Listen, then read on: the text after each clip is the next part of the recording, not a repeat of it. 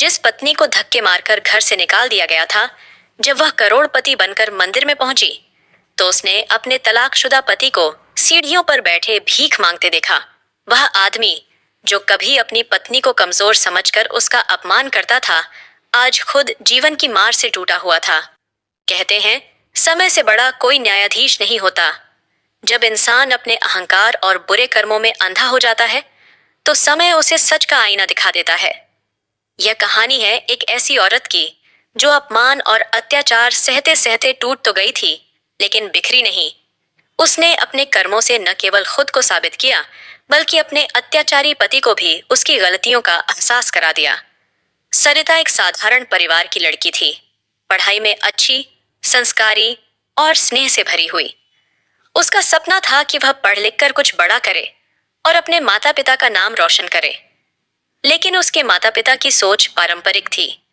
लड़कियों को ज्यादा पढ़ाने की क्या जरूरत, शादी कर दो, फिर पति का घर ही उसका सब कुछ होगा। जब सरिता की उम्र 22 साल हुई, तो उसके लिए एक रिश्ता आया, विक्रम का रिश्ता। विक्रम एक व्यवसायी था, दिखने में आकर्षक और परिवार भी संपन्न था। सरिता के माता पिता को यह रिश्ता बहुत पसंद आया। बिना ज्यादा पूछताछ किए उन्होंने हाँ कर दी। सरिता को भी लगा कि शायद यह उसकी जिंदगी का सबसे खूबसूरत मोड़ होगा। लेकिन उसे क्या पता था कि यह मोड़ उसकी जिंदगी को एक काले अंधेरे में धकेलने वाला था। शादी के शुरुआती कुछ महीने तो अच्छे बीते, लेकिन जल्द ही विक्रम का असली चेहरा सामने आने लगा। विक्रम को गुस्सा बहुत जल्दी आता था। छोटी छोटी बातों पर चिल्लाना, गालियां देना और चीजें फेंक देना उसकी आदत थी। सरिता को यह सब बहुत बुरा लगता, लेकिन वह इसे अपना भाग्य समझकर सहन करती रही। धीरे धीरे विक्रम ने उसे बात बात पर नीचा दिखाना शुरू कर दिया। तुम औरत हो, तुम्हें बिजनेस की क्या समझ? तुम्हारे जैसे गरीब घर की लड़कियां बस चूल्हा चौका करने के लिए होती हैं। मेरे साथ रहने के लिए तुम्हें मेरी हर बात माननी होगी। सरिता ने कई बार विरोध किया, लेकिन हर बार उसे चुप करा दिया जाता। एक दिन जब सरिता ने विक्रम से कहा कि वह अपनी पढ़ाई पूरी करना चाहती है, तो विक्रम आग बबूला हो गया। तुम्हारी इतनी हिम्मत कि मुझसे बिना पूछे अपने मन की बात करो? गुस्से में विक्रम ने उसे जोर से थप्पड़ मार दिया। यह पहला थप्पड़ था, लेकिन आखिरी नहीं। इसके बाद हर छोटी छोटी गलती पर विक्रम का गुस्सा और बढ़ता गया। कभी बेल्ट से पीटना, कभी खाना फेंक देना, कभी कभी तो बिना किसी कारण के भी सरिता पर हाथ उठाना। सरिता को समझ नहीं आता था कि आखिर उसने ऐसा कौन सा गुनाह किया था कि उसे यह सब सहना पड़ रहा था।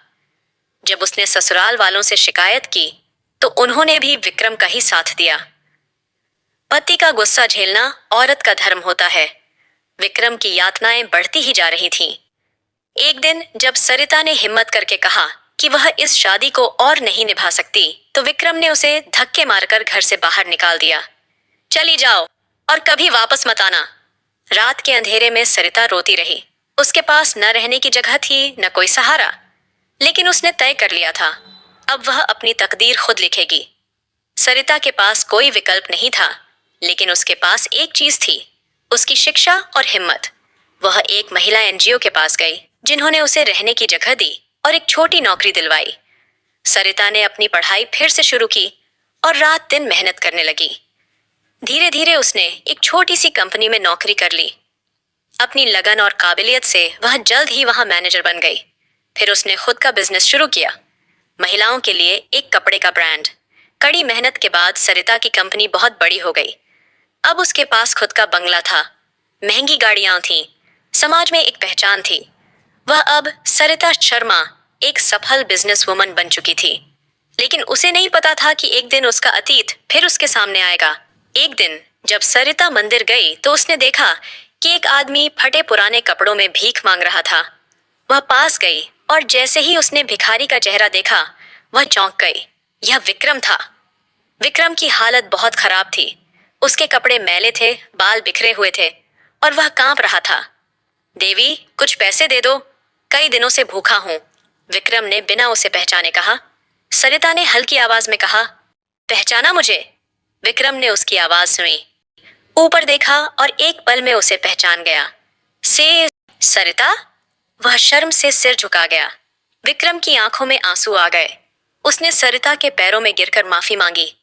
मुझे माफ कर दो सरिता, मैं बर्बाद हो गया, बिजनेस में धोखा मिला, सब कुछ लुट गया और आज मैं सड़क पर आ गया हूँ। सरिता ने गहरी सांस ली।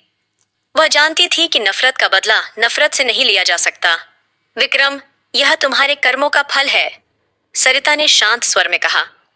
लेकिन भगवान हर किसी को एक मौका देता है। उसने अपने बैग से एक चेक निकाला और विक्रम के हाथ में रख दिया। यह भीख नहीं, एक आखिरी मौका है। मेहनत करो, खुद को बदलो और अपनी जिंदगी सुधारो। विक्रम की आंखों में नई उम्मीद की रोशनी थी। उसने हाथ जोड़कर कहा, मैं तुम्हारा यह एहसान कभी नहीं भूलूंगा। सरिता मुस्कुराई और बिना पीछे देखे मंदिर के अंदर चली गई। उसे पता था कि समय और कर्म सबसे बड़े न्यायाधीश होते हैं। किसी के साथ बुरा मत करो, समय सबका हिसाब रखता है। मेहनत और ईमानदारी से की गई कोशिश कभी बेकार नहीं जाती। अगर इंसान अपने कर्म सुधार ले तो बर्बादी से भी निकल सकता है।